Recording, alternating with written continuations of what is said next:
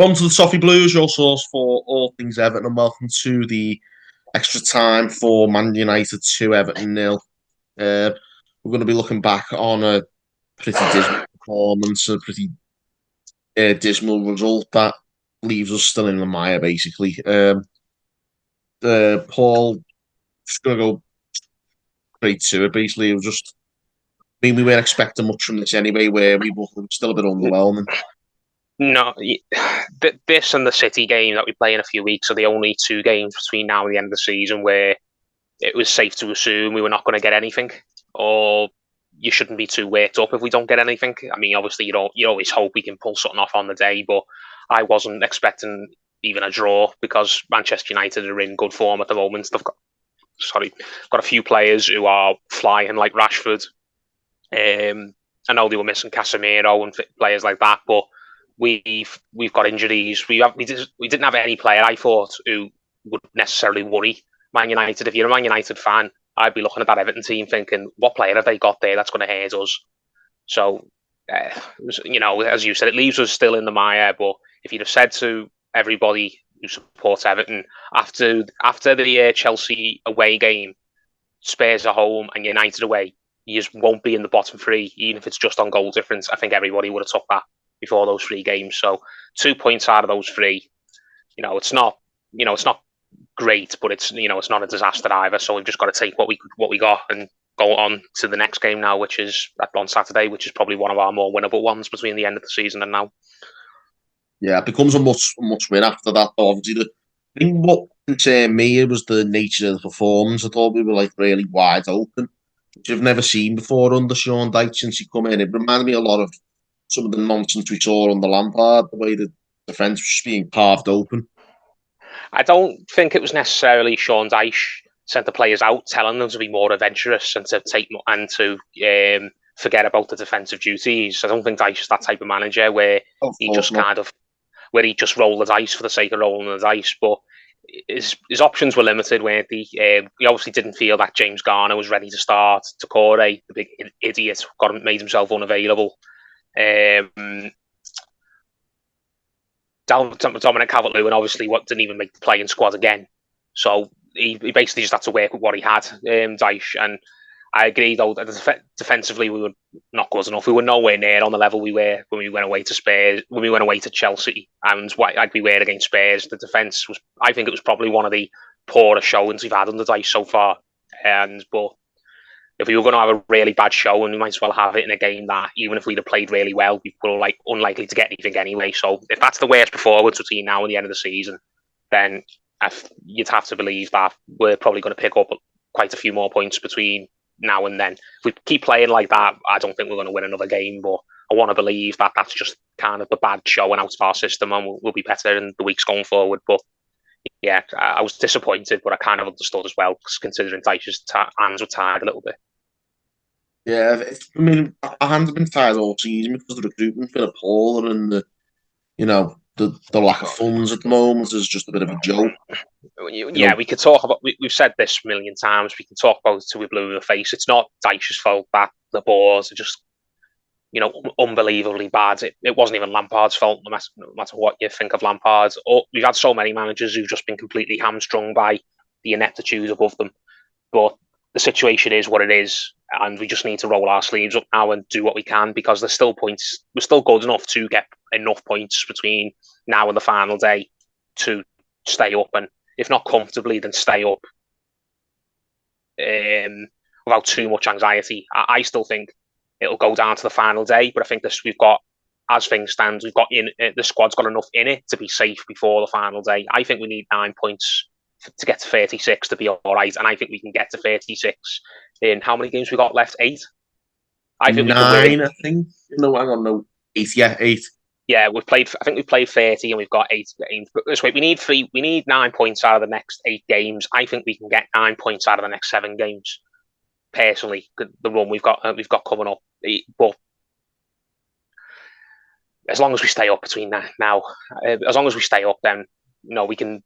All that other stuff like getting the board out and making sure the protests carry on and certain people, laying lessons and held responsible, that can all happen in the summer. I'm not keep doing the process. I'm not saying don't stop all of that. But what I'm saying is, at the moment, there's no point just kind of blaming bad results on the board right now, because although it is accurate, they are more at fault than anyone.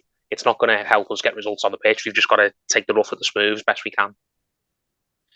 Yeah, I mean, this was definitely one of the rougher ones, but like we said, I think we're not going to go too in depth with it, but One we thing just I don't have will the say resources. is, one thing I will say is, I don't think he should be playing Ellis Sims on his own. I think he's played him away at Anfield now, and he's played him away at Old Trafford. And I know they are two really hard games, even for strikers who are 30 on a season, and you're absolutely sure of Premier League quality. They'd have a tough time playing away at those two grounds. But we've seen enough of Ellis Sims now to know that at this moment in time, he's the use he's got to Everton is as an impact player, coming off the bench like he did against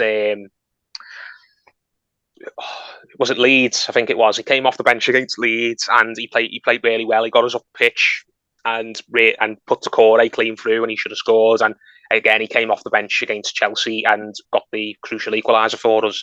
If we're going to use Ellis Sims, then I think starting him from the beginning, especially when we're away from home, is just you're setting the lads up to fail. Personally, I hope Dyche has learned that lesson now well and truly, that Ellis Sims is just not ready to be a starter for Everton in the Premier League. If the injury situation gets so bad, and we just have to put him there because we just can't put anyone else, we have to just get 11 men on the field, then fair enough. But I think he would have been better starting James Garner and getting maybe an hour out of him and leaving Tamari Gretti up front as the lone centre forward, and then maybe bringing Ellis Sims on for the last half an hour. I understand Dyche maybe wanted to give Sims another proper look, but he should have had his proper look now. We've seen enough to know that Ellis Sims, if we start him in games going forward, is just probably not going to be able to deliver the performances we need. So if we're going to get Ellis Sims, if he's going to score for us between now and the end of the season, he's got to be used as an impact player, for me anyway.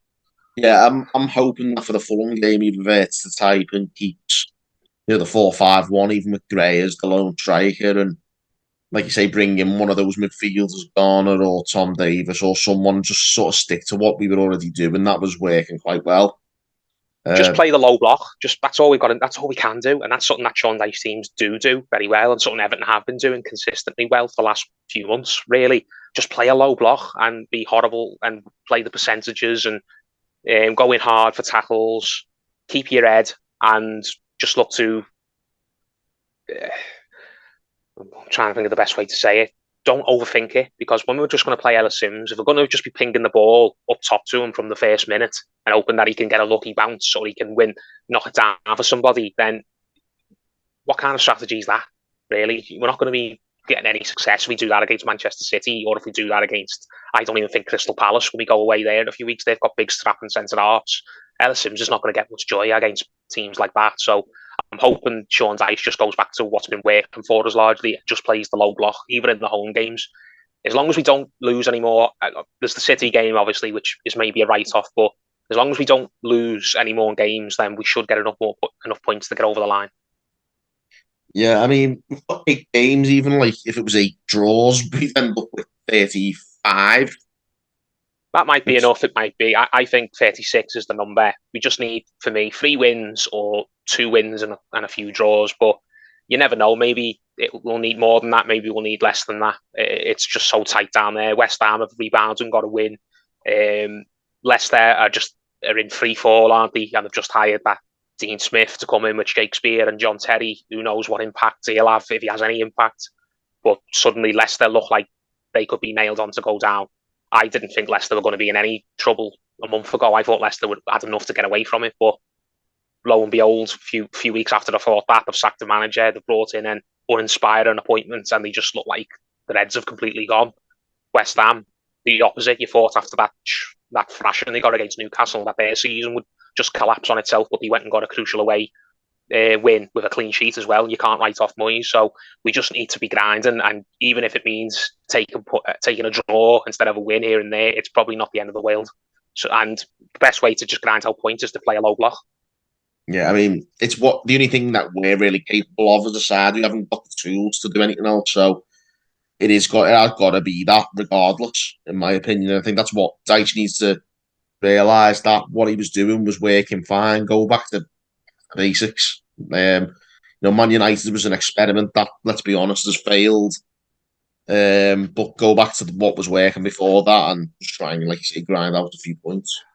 We've got Fulham coming up, and uh, Fulham have basically ruined their own season, haven't they? What they did away at Old Trafford in the cup. Without Mitrovic, they are not even half the side they are.